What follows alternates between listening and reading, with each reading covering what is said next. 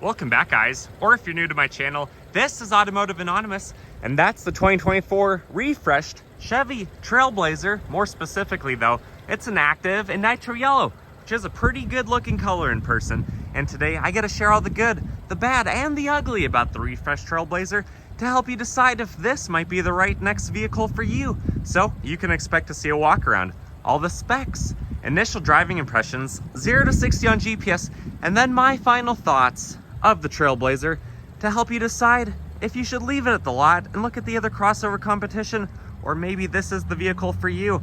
Big thanks to Twin Falls Chevy for letting me borrow theirs for the day. I'll link it below if you're interested. Otherwise, let's dive right in with this review. But if you're new to the Trailblazer, there's really a lot that you need to know. That nameplate was used about 20 years ago for a rear-wheel drive, four-wheel drive configured SUV. But then it came back out for this crossover back in 2021 as the first model year.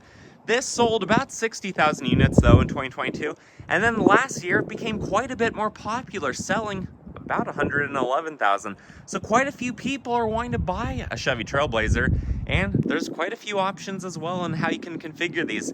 There's 4 regular trim levels, and LS starts at about $24,000, and then tack on destination goodies, extra options, and it's gonna be a little bit more.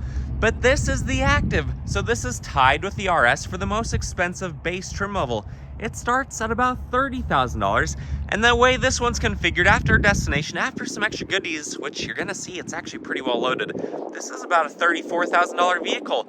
But it comes with a lot of things. It comes with the bigger 1.3 liter turbo engine, which I know that doesn't sound huge, but in comparison to the 1.2 liter, that's the base standard engine, it's actually pretty good.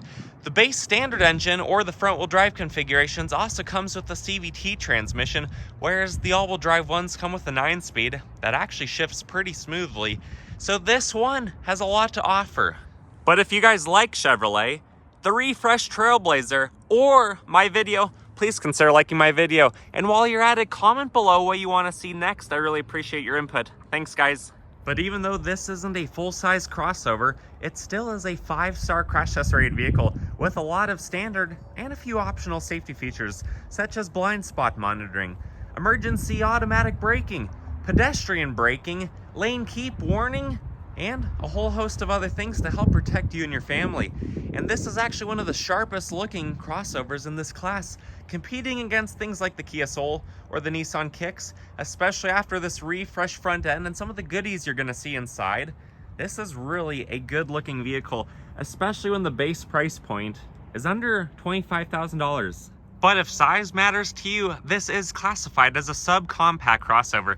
They weigh, depending on the engine and the configuration, around 3,300 pounds. It can tow up to 1,000 pounds. The payload capacity on this specific one is 943 pounds, so you can hold 943 pounds worth of people and occupants in your Trailblazer Activ. And then it's about 14.5 feet long, 6 feet wide, 5.5 feet tall. It has about an 8.6 foot wheelbase. The ground clearance on this is around 7.5 inches, and it can do a full circle in about 37 feet. The last few things to mention here is the gas door is located on the driver's side. When you lock the vehicle, the gas door remains unlocked, so the bums can siphon your 87 or higher octane, so be careful of that. But it's a 13.2 gallon tank. This is rated at about 29 city, 31 highway, so your max road trip and range, if the bums don't get to your fuel first, is about 400 miles. And then this actually has a pretty impressive Dynapro AT2 tire by Hankook. It even has about 10-30 seconds of tread depth in my own measurement, and a 17-inch wheel that looks really good to match the 225/60 sidewall, and then 17. And then on the key you have lock, unlock, remote start when you hold that and the vehicle is locked, power liftgate, panic button. But honestly, guys, just leave that thing in your pocket because you have the proximity key features right here to lock and unlock the vehicle. And the driver's side door panel, and this honestly looks really nice. A lot of darker colors, Hobby Lobby yellow stitching to match the nitro yellow on the outside. But honestly, there's a lot of nice features. You have Bose speakers. That's the button to lift the power liftgate from in here. Bottle holder, snacks, although they should have extended the snack pocket. I do really dig this door card right here. It's kind of like a cloth material and a decent sized handle. Otherwise, nothing on the door sill. Chevy on the all-weather mats, rubberized pedals, OED 2 port, hood release, a little bit of a storage compartment. lighting options, more Hobby Lobby stitching, and then your lighting stock up there, and some really nice leather heated seats that are power adjusted and have quite a bit of storage underneath, if you guys can see that. But look, active in the headrest and panel moonroof up top. One of the main changes for 2024's refresh is the giant 11-inch screen, which I really dig. Although I don't like the power button where that's placed, it kind of gets in the way trying to reach around the wheel to get to it. But otherwise, it's a heated leather wrapped wheel. Adaptive cruise settings and wheel control on the left. Voice and volume on the right. And then there's a couple buttons back here for changing your station and back here to change your volume. But otherwise, it's a really nice place to be. And I'm gonna fire it right up with the push button start. The screen comes on, the engine roars to life.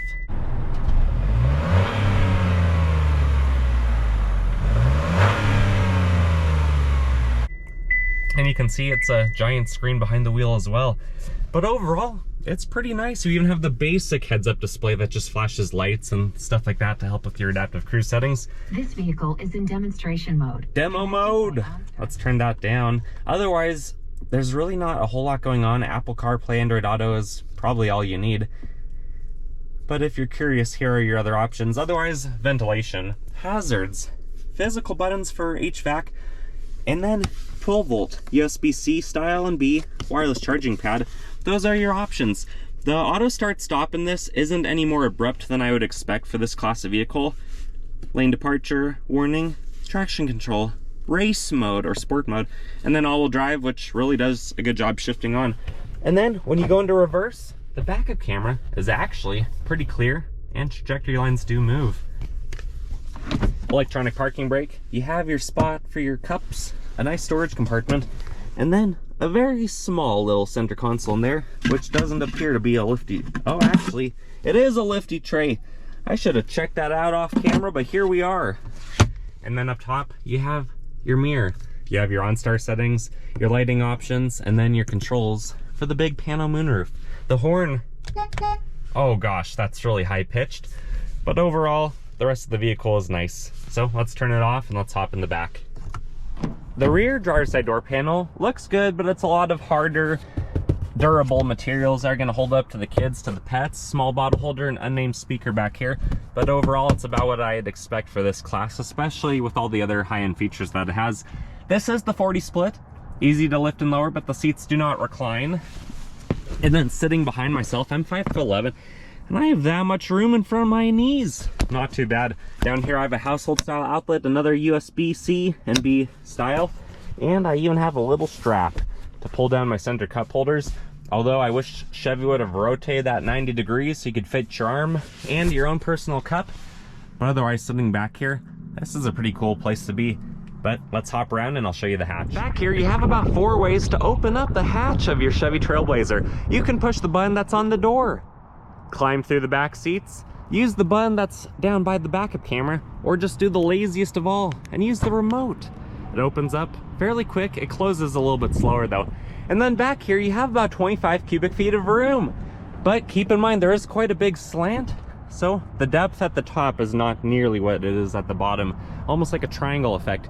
But it's easy to drop the seats if you can reach that far. You have an incandescent lighting, a little bit of room behind the wheel wells, and when you drop the seats, you have 54 cubic feet of room. Underneath here, you actually have quite a bit more storage with a temporary spare tire. Otherwise, it's easy to lower it back down.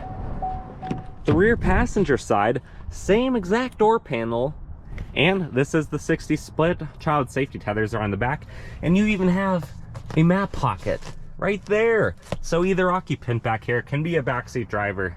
And if you're fortunate enough to ride shotgun, you still have proximity key features there, and they work very quickly. Otherwise, bigger door panel, nicer materials. You're just missing the extra controls that only the driver gets.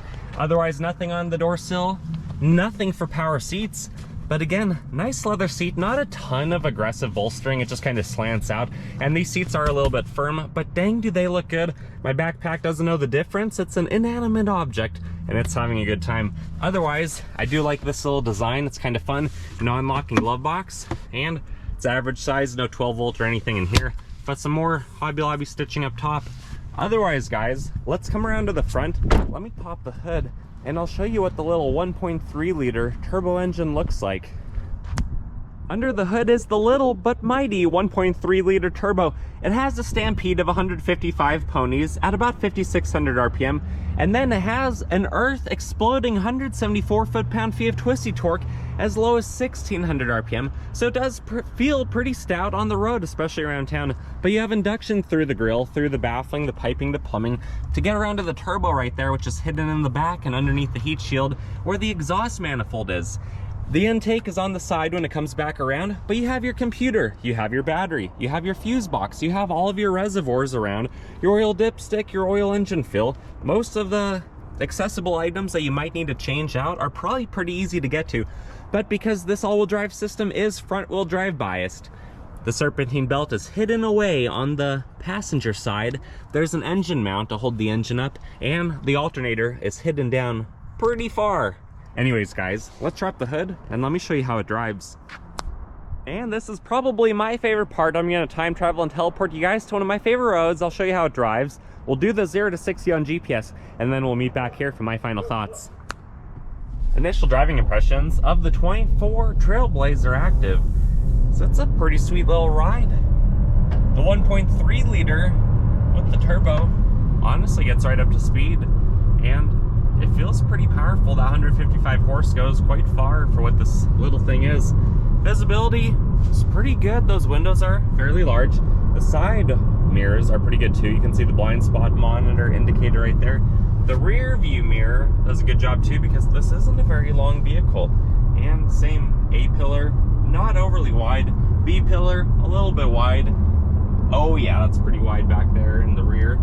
But these seats look good. My backpack's having a good time. The heating function is even going through the vest I'm wearing, pretty warm. So it really feels quite well. But the seats are, I don't want to say they're hard, but they are a little bit more firm. Otherwise, really nice driving position. The windshield feels like a good height, and there's a whole lot of natural light that comes through the pano roof. It's kind of hard for me to remember driving the LT 2023 Trailblazer a year ago, but this feels much nicer. All the materials, the refreshed front end, the bigger screen, the Bose speakers, there's a lot of good stuff here. And again, gets right up to speed. That was just partial throttle. This is a 5-star crash test rated vehicle with all of its safety features, and I especially like the fact that you can see the seconds between how far you are from the vehicle in front of you. But I'm driving through the country. Sometimes there's skunks and deer and other animals in the country. So if you have to do the moose test or get out of the way of something, I'll just throw the wheel at maybe 20 miles an hour.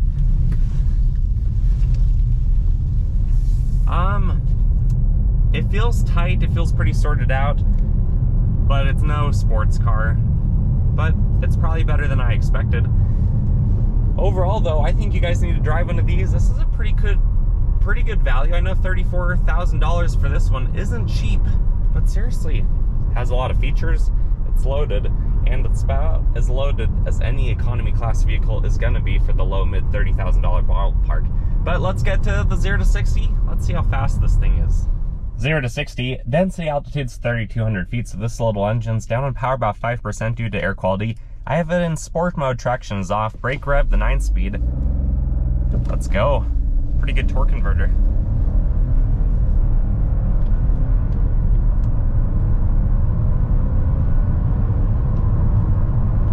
Well, 9.59. I will say up to about 40, or until it took the third shift. That did actually feel fairly quick for this economy class, but then the lack of high horsepower kind of was felt.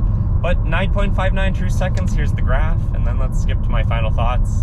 My final thoughts of the 2024 refreshed Chevy Trailblazer is overall, I think it's a really neat vehicle. It's sharp looking. I think the engineers did a really good job in designing what people want. If you're gonna spend over 30 grand on a vehicle, you wanna feel like it has a lot of creature comforts. You wanna feel like it has a lot to offer, and the front half of the vehicle definitely does, while having AT2 tires, all-wheel drive, and enough storage, 25 cubic feet in the back to help life be a little bit easier and to hold more than a sedan would. I think there's a lot that this has going for it, but it does have some competition. There are some other subcompact crossovers that are going to give it a run for its money, and ultimately, you need to get out there and test drive one for yourself. Don't just take the word of someone who makes videos part-time on YouTube, before you go and order one of these. Go test drive one for yourself. But if you do value my opinion, thanks. Like this video, subscribe if you haven't already, and comment all of your thoughts and opinions below. I really appreciate reading all of them and replying to as many of them as I can. But until next time, guys, I wish you the best. I hope you take care, and I hope to see you again. See ya.